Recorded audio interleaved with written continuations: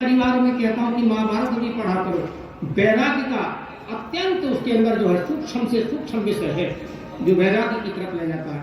कई लोग कहते पंडित जी फिर महाभारत तो रखते ही क्यों, तो लड़ाई हो जाए महाभारत हो जाएगा। तुम क्या रखते हो कि रामायण रखते हैं, तो क्या तुम्हारे घरों में रामायण रहते हो तुम भाई भाई में बंटवारा हुआ या नहीं हुआ, लड़ाई होती है? हाँ जी भाई तुम्हारे कभी आता ही नहीं, तो फिर इससे क्या फायदा रामायण रखने से? इसे तो महाभारत ही ठीक था। कम से कम जैसा तुम्हारे घर में हो रहा है वैसा महाभारत से हो जाता, पर ध्यान रखना ऐसा नहीं होता है महाभारत में।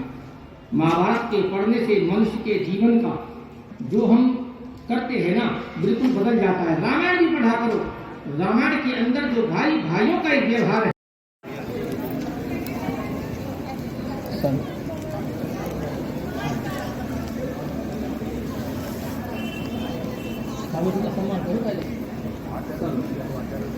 ओम स्वस्ति न इंद्रो बृहस्पतिः स्वस्ति न पूषा विश्ववेदाः स्वस्ति नस्तारक्षो अरिष्टनेमिः स्वस्ति नो बृहस्पतिर्दधातु। अब मैं अपने आयोजकों से निवेदन करूं कि महाराज जी का सम्मान करेंगे।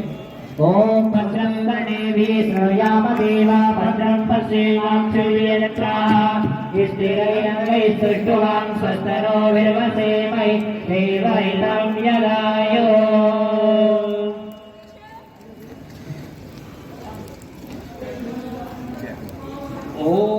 स्वस्ति न इंद्रो बृहस्पतिः स्वस्ति न पूषा विश्ववेदाः स्वस्ति नस्तारक्षो अरिष्टनेमिः स्वस्ति नो बृहस्पतिर्दधातु।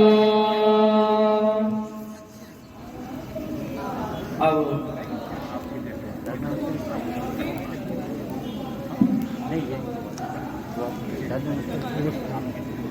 गुप्ता जी के बड़े भाई हैं आप।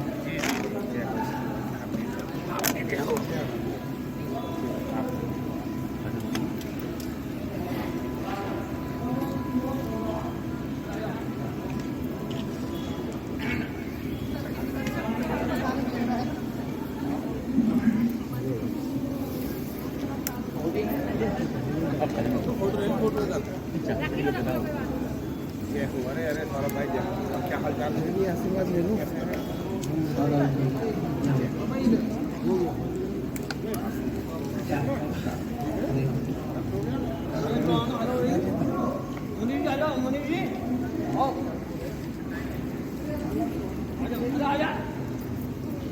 अब मैं महाराज जी से निवेदन करूंगा कि वो अपने मुखारबिंद से हम सभी को लाभान्वित करेंगे और आप सभी लोग अपने जो यजमान हैं, जो हमारे मीडिया वाले भाई हैं, भाई वो तो अपना काम करेंगे खड़े होकर, पर यजमान जरूर बैठ जाएं। सभी लोग अपने स्थान पर बैठ जाएंगे और शांति का दान देते रहेंगे। बहन जी इधर मुंह करके बैठ जाओ, तो उधर को मुंह करके बैठी हैं, वो थोड़ा इधर मुंह कर दीजिए। अब ठीक है, ये बस भैया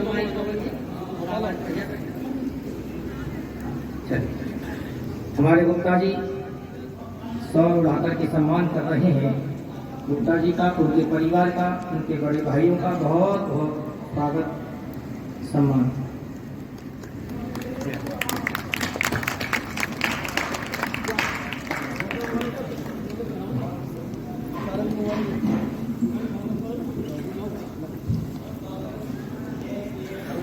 हाँ बिल्कुल बिल्कुल। ओ हो गया।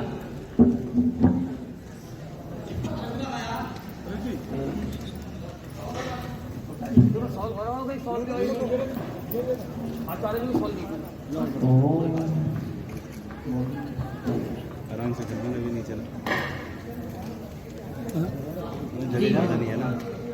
हमारे बहुत लंबे समय से संबंध है आपके भाई।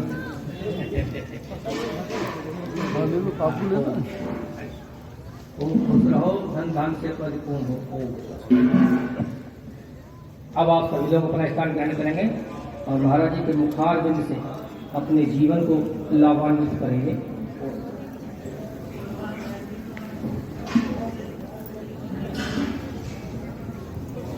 देवादिदेव भगवान महादेव शिव और जगत जननी मां जगदम्बा के चरणों में नमन करते हुए ये जागृति चैरिटेबल ट्रस्ट की तरफ से जो ये महायज्ञ हो रहा है, सभी आयोजकों को, लक्ष्मण प्रसाद जी को और उनके पूरे परिवार को बहुत बहुत साधुवाद देता हूं।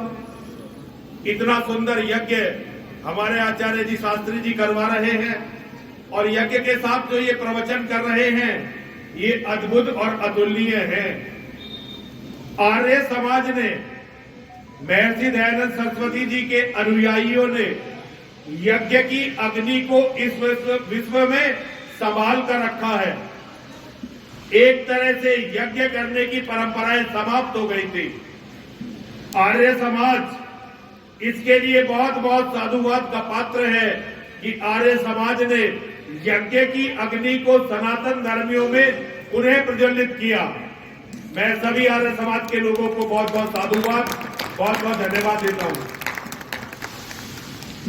यूं तो मैं देवी मंदिर का महंत हूं, मूर्ति पूजक हूं, लेकिन मैं महर्षि दयानंद सरस्वती जी के से बहुत सहमत हूं और उनका अतुलनीय व्यक्तित्व, जिस तरह से उन्होंने सनातन धर्म के लिए संघर्ष किया, जिस तरह से उन्होंने आजादी के लिए संघर्ष किया और जिस तरह से उन्होंने सत्य के लिए संघर्ष किया, ये अतुलनीय है।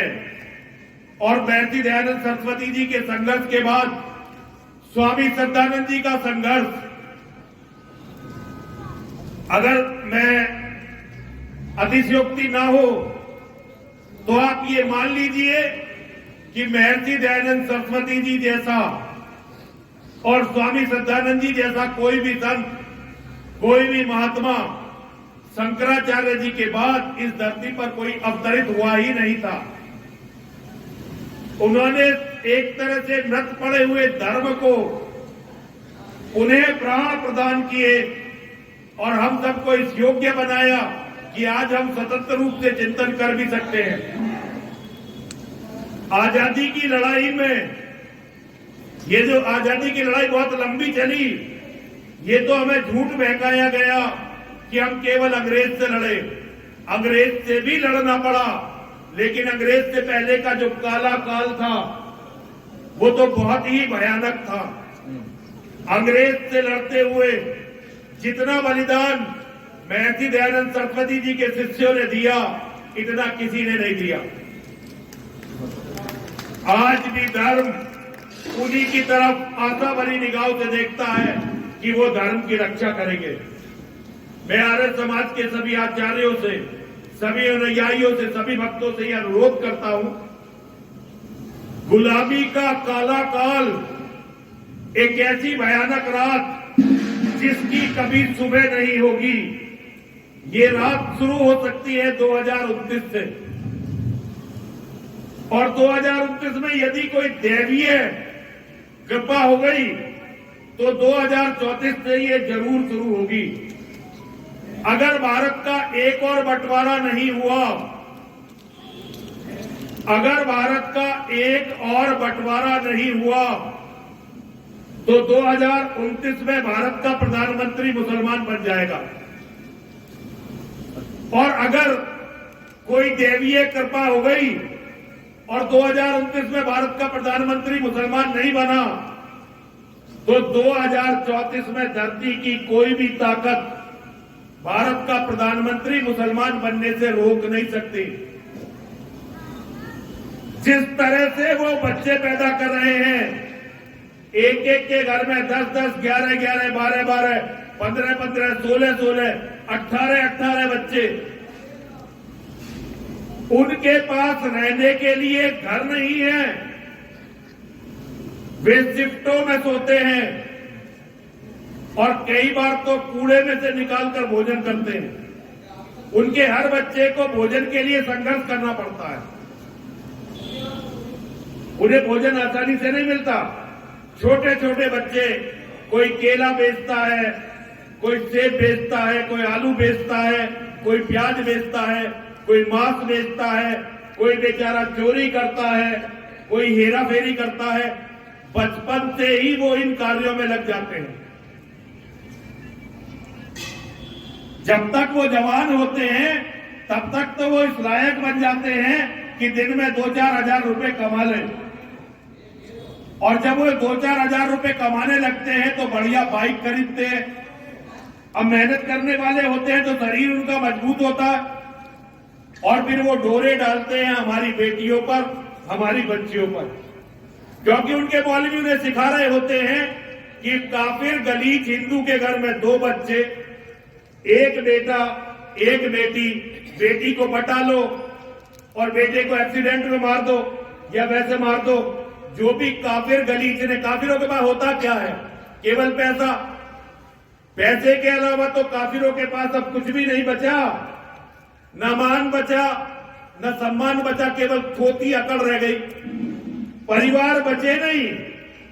अभी लक्ष्मण प्रसाद जी बता रहे थे कि ये बड़े भाई हैं, ये छोटे भाई हैं, ये चाचा के लड़के हैं। इस पीढ़ी के साथ ये चला जाएगा। आने वाली पीढ़ियों में सब अकेले अकेले होंगे, न चाचा होगा न ताऊ होगा, न चाचा का लड़का होगा न ताऊ का लड़का होगा। केवल अपनी मौत की प्रतीक्षा करते हुए ये अकेले अकेले बेटे, मानसिक विक्षिप्त बेटे। किसी का एक बेटा नॉर्मल नहीं होता। शास्त्री जी ये मनोविज्ञान कहता है, जब घर में बहुत सारे बच्चे होते हैं तो वो सामान्य होते हैं, मजबूत होते हैं, लेकिन घर में जो एक बच्चा होता है वो सामान्यतः मनोरोगी हो जाता है, क्योंकि माता पिता के पास और कोई काम तो नहीं होता। बेटा ये खा ले, बेटा वो खा ले, ये पी ले, ये ले ले, मोटरसाइकिल ले ले, गाड़ी ले ले, रिबॉक की जैकेट खरीद ले, तुझे ये अच्छी नहीं लगी इसकी खरीद ले, ये ब्रांडेड ले ले, वो ब्रांडेड ले ले। यही तो काम रहता है घरों में आजकल, और काम क्या है? तो मुसलमानों की योजना बिल्कुल तय है। काफिर गलीच के घर में 2 बच्चे, 1 बेटा 1 बेटे, बेटी को बटा लो। मेरठ शहर में 50 से ज्यादा आपको ऐसे केस दिखा सकता हूं। गाजियाबाद में भी होने शुरू हो गए हैं। बेटी ने मुसलमान से शादी कर ली, माँ बाप ने कहा हमसे तो ये मर गई। थोड़े दिनों में बेटे का हो गया एक्सीडेंट। अब माँ बाप क्या करें? जग मार के उन्हीं को घर में लाए जिन्होंने एक्सीडेंट से उनके बेटे को मारा, और धीरे धीरे माँ बाप को मार देते हैं स्लो पॉइजन देके। अब बेटी या तो उन्हीं में मिलकर रहे, सुअरों की तरह बच्चे पैदा करें, वरना उसे भी निपटा देते हैं। ये हो रहा है इस समाज में बड़े पैमाने पर, और आपको मेरे अलावा कोई खुल के इसकी चर्चा करता हुआ मिलेगा ही नहीं, क्योंकि हिंदुओं ने बोलने की भी हिम्मत खो दी है। लड़ने की तो बात छोड़ दीजिए। हमारे जितने नेता थे वो केवल नौटंकी बनकर रह गए। जितने भी नेता, आप किसी नेता के नाम पर मर मिटो, ये आपकी इच्छा है, लेकिन वो आपके लिए एक शब्द नहीं बोलेगा। और अगर कोई मुसलमान गौ हत्यारा, संसद में भी रो पड़ेंगे अगर कोई गौ हत्यारा मर जाए, और वो हिंदू हृदय सम्राट कहलाते हैं ऐसे लोग। तो मैं आप लोगों से बताना चाहता हूं, 2034 तक का खेल मानिए अपना। यदि इस देश का एक और बंटवारा नहीं हुआ तो 2034 में सब कुछ खत्म आपका, क्योंकि एक बार भारत का प्रधानमंत्री मुसलमान बना तो अगले केवल 20 सालों में वो 40% हिंदू मदीन के मुसलमानों ने किया है, और देश के सारे लोग फिलिस्तीन के साथ हैं। केवल हमारे जैसे कुछ मूर्ख हैं जो इजराइल के साथ हैं, जो हैं साथ वो खुलकर नहीं बोलते, लेकिन जो इनके साथ हैं, हमास वालों के साथ, वे खुलकर सड़कों पर आते हैं। क्यों? क्योंकि उन्हें एक दिन इस देश में भी यही करना है। तो लिख के रखो, यदि इस देश का प्रधानमंत्री मुसलमान बना तो केवल 20 वर्षों में 40%। आप यदि इसी तरह कुछ समय और सोए रहे तो 2050 तक ये धरती हिंदू विहीन होगी, या कोई हिंदू नहीं बचेगा। बचेंगे तो मुसलमान भी नहीं, क्योंकि वो पहले हमें मारेंगे, फिर आपस में लड़के मरेंगे, लेकिन हम तो बिना मतलब ही मारे जाएंगे। यदि आप इस विनाश को बचाना चाहते हैं तो अपने परिवार को मजबूत करिए। महर्षि दयानंद सरस्वती जी ने कहा, हमारे वेदों में लिखा हुआ है कि एक बेटे के होने से तो बेटे का ना होना अच्छा है।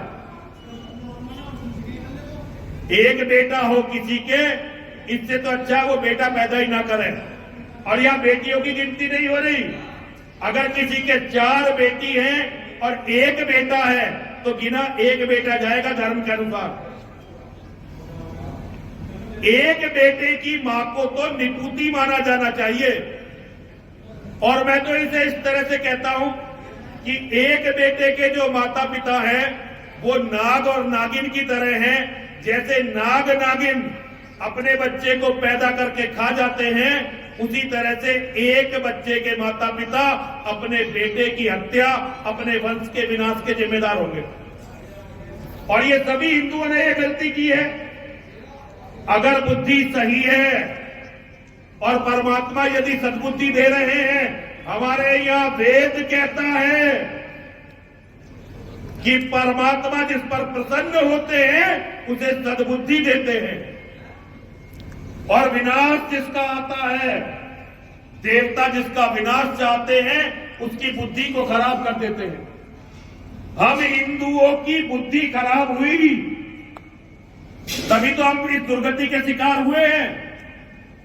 और इस दुर्गति से यदि बचना है तो आज भी देर नहीं हुई है। पागलपन छोड़ो। ये जो एक बेटा छोटा परिवार सुखी परिवार का जो उन्माद पागलपन की वो दशा होती है जिसका कोई इलाज नहीं होता। तो ये जो एक एक बेटे की बीमारी है ना, ये उन्माद है, उन्माद। अरे उन्मादियों, यदि अपने बच्चों से प्यार है तो इस उन्माद को छोड़ दो। कम से कम 3 या 4 बेटे और एक बेटी घर में जरूर होनी चाहिए। और अगर ये नहीं करोगे तो किसी भगवान की पूजा कर लो।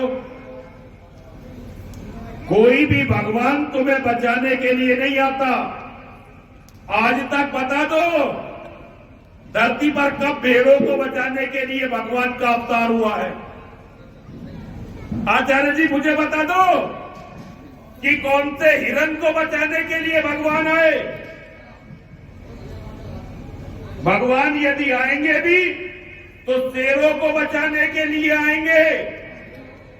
भगवान यदि आएंगे भी तो दिलेरों को बचाने के लिए आएंगे। कायर, कमीने और अकर्मण्य लोगों को बचाने के लिए कोई भगवान नहीं आने वाला। अगर जिंदा रहना है, धर्म कहता है अपने परिवार की रक्षा से बड़ा कोई कर्तव्य नहीं है।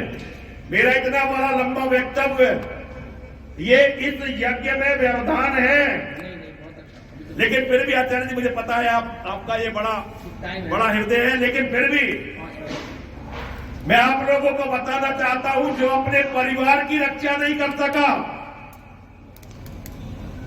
उसे बड़ी बड़ी बातें करने का कोई अधिकार नहीं है। अगर आप अपने परिवार की रक्षा ही नहीं कर सके तो क्या खाकर तो धर्म की रक्षा करोगे और क्या खाकर राष्ट्र की रक्षा करोगे? आपसे फिर कुछ नहीं होने वाला। मेरी बात याद रखना, जैसे कमीने और अकर्मण्य तुम्हारे नेता है ना, अब वो नेता किसी भी पार्टी के हो, अब हमारे सौरभ भाई नाराज तो होना जाए, लेकिन मैं बताना चाहता हूं जैसे तुम्हारे नेताओं की हालत है ना, एक दिन लाखों की हजारों की तादाद में जिहादी तुम्हारे घर में घुसेंगे जरूर। अभी एक पिक्चर आई है एनिमल, जरा उस पिक्चर को देखना। एक घर की कहानी, एक भाई हिंदू, एक भाई सरदार और एक भाई मुसलमान हो गया। अब जो भाई मुसलमान हो गया उसके बच्चों का केवल एक लक्ष्य है कि जो हिंदू है इन सबको मारना है और इनकी संपत्ति छीननी है। और ये सच्ची कहानी है, कोई झूठी नहीं है। पूरी दुनिया में यही हुआ है।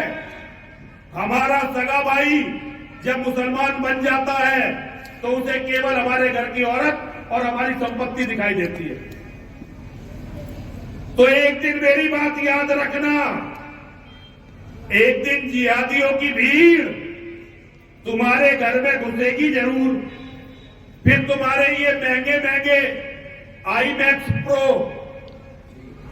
बड़े बड़े ये टीवी, बड़े बड़े एसी, बड़ी बड़ी गाड़ी, तुम्हारे ड्राइंग रूम, ये केवल वो छीन लेंगे, ये तुम्हारे किसी काम नहीं आएंगे। अगर उस दिन कोई चीज काम आ सकती है तो तुम्हारे मजबूत बेटे और उन बेटों के हाथ में जो हथियार होंगे केवल वो काम आएंगे, बाकी कुछ काम नहीं आने वाला। एनिमल पिक्चर जरूर देख के आना। हालांकि मुझे किसी ने बताया उसमें कुछ गंदे सीन भी है, लेकिन गंदगी तो आजकल इस मोबाइल में भी बहुत है। ये जो मोबाइल हम लेके घूमते हैं ना, इस मोबाइल में भी बहुत गंदगी भरी पड़ी है। तो उस गंदगी को भी सहन करते हुए एनिमल पिक्चर को देखना और उसका जो अर्थ है उसे समझना। जो रणवीर कपूर ने एनिमल में किया है ना, केवल वही करके तुम अपने परिवार को बचा सकते हो, वरना तुम्हारे परिवार अब बचने का कोई रास्ता तुम्हारे कायर और कमीने नेताओं ने छोड़ा नहीं। अध्वम नियम, गजम नियम, व्याकरम नियम चे अजापुत्रम बलिम ददियाद देवो दुर्बल घातका। अरे घोड़ों की नहीं होती, हाथियों की भी नहीं होती और शेरों की तो कदापि कदापि नहीं होती। केवल कमजोर बकरों की संतानों की बलि दी जाती है। क्यों? क्योंकि देव अर्थात भाग्य ये दुर्बल के लिए घातक होता है। सबई सहायक सबल के, गौना निबल सहाय, पवन जगावत अग्नि को दीपई देत बुझाए। दुनिया में जितनी भी शक्तियां हैं केवल ताकतवर की सहायता करती हैं। ये यज्ञ की अग्नि प्रचंड है तो हवा इसे और तेज कर देगी, लेकिन छोटे से दीपक को वही हवा बुझा देगी। आपने यदि अपने बेटे को शेर बनाया तो आपका बेटा अपनी भी रक्षा करेगा, आपकी भी रक्षा करेगा, देश की भी रक्षा करेगा, धर्म की भी रक्षा करेगा। और उसके लिए बेटे होने चाहिए। एक बेटे को बेटा मत मानना, वो तो केंचुआ होता है, केंचुआ। तेज बारिश पड़ी तो टूट जाएगा, तेज धूप पड़ी गल जाएगा, हवा तेज चली सूख जाएगा, किसी ने पैर रख दिया पिट जाएगा। एक बेटे को बेटा मत मानना, एक बेटा तो केंचुआ होता है और इन केंचुओं से कोई उम्मीद मत करना। अपने घर में बेटे पैदा करो और अपने बेटों को शेर बनाओ। यदि तुमने अपने बेटों को शेर बनाया तो तुम्हारे शेर बेटे तुम्हारी भी रक्षा करेंगे, अपनी बहन बेटियों की भी रक्षा करेंगे, देश और धर्म की भी रक्षा करेंगे। लेकिन तुम्हारा केंचुआ, तुम्हारा बकरी का बच्चा केवल जिहादियों के खाने के काम आएगा, उसकी इस धरती पर और कोई उपयोगिता नहीं होगी। पता नहीं आपको मेरी बात अच्छी लगी या बुरी लगी, लेकिन मैंने जो कुछ कहा है केवल और केवल सत्य बोला है, कुछ भी झूठ नहीं बोला है। मैं अपनी वाणी को विराम देता हूं। आचार्य जी को बहुत बहुत साधुवाद, उन्होंने मुझे बोलने का अवसर दिया। लक्ष्मण प्रसाद जी को और इनके पूरे परिवार को बहुत बहुत आशीर्वाद देता हूं और हिंदू समाज से सद्बुद्धि की प्रार्थना करता हूं महादेव से कि जिस तरह से ये परिचय करवा रहे हैं, ये बड़े भाई, ये छोटे भाई, ये मेरे चाचा के लड़के, ये मेरे भाई का बेटा, ये मेरा बेटा, ये मेरा पोता, हर हिंदू को भगवान इसी तरह सौभाग्य दे। हर हिंदू का परिवार बड़ा हो और परिवार मिलजुल कर रहे, इन्हीं शुभकामनाओं के साथ हर हर महादेव, हर हर महादेव, हर हर महादेव।